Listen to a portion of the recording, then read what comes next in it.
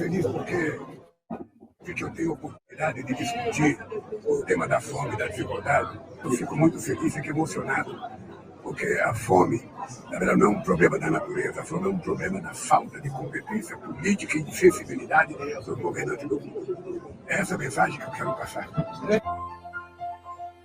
Ele fica realmente emocionado.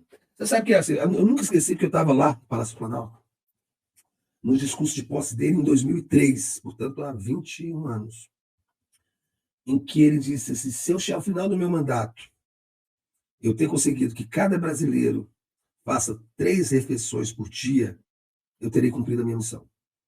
Ele sempre teve como ele passou fome e viveu numa pobreza muito, muito grave, muito absoluta, e foi um retirante do Nordeste, vindo de Pau de Arara, de Pernambuco para São Paulo. Você imagina 45 dias, uma criança, várias crianças, em cima de um caminhão, no desconforto, no frio, na fome.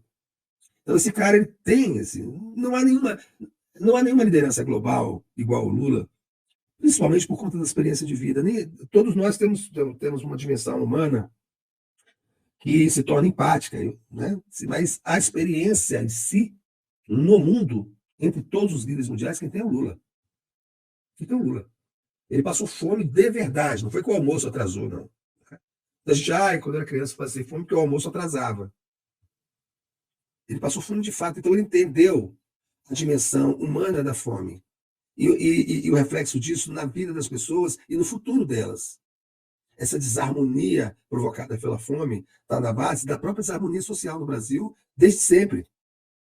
Então ele se emociona de verdade. Quando ele fala da fome, eu tenho a impressão que ele tem a memória exata, a memória física da fome, e ele sempre se emociona. Eu lembro de uma coisa, o Brasil... Leandro, eu lembro sempre também, eu sempre faço essa associação a essa citação da Carolina Maria de Jesus, escritora, né, que tem o livro O Quarto de Despejo, em que ela diz, né, o Brasil precisa ser dirigido por uma pessoa que já passou fome. A fome também é professora. Quem passa fome aprende a pensar no próximo e nas crianças. E nas crianças, exatamente.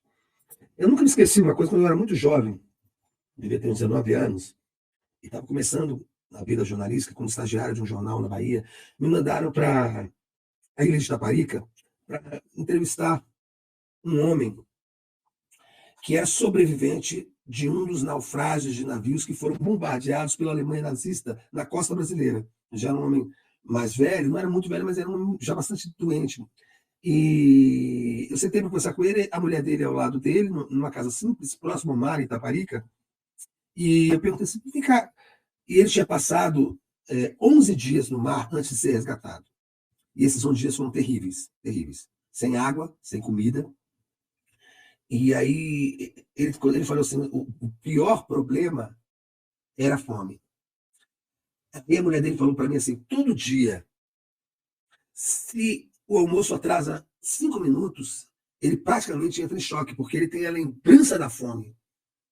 Ele fica tão nervoso que ele entra quase em choque. Então eu nunca posso atrasar as refeições, porque ele tem uma reação psicológica super grave, por conta da lembrança daquela fome. 11 dias.